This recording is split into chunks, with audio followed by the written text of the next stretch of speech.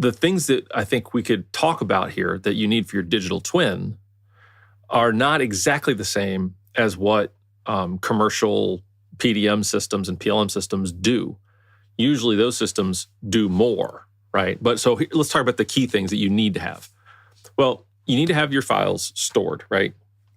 Most of these systems that create models of your hardware are going to make files. Now, they're not all going to look the same, and we should come back to that to talk about like formats and domains. I can imagine a myriad of file types there. Yep.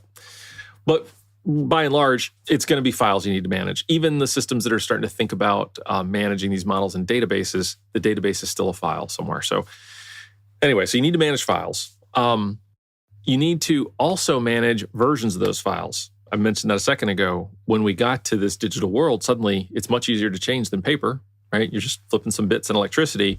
So suddenly a design that starts off, a bracket looks a certain way, well, it's easy to say, it's got sharp corners on it. Let me chamfer those. Now I've got another version of that model with the chamfers on it. You know what? It was much easier with an internal radius on that piece to go ahead and make it a radius and not a chamfer. Okay, let's switch that. Another version.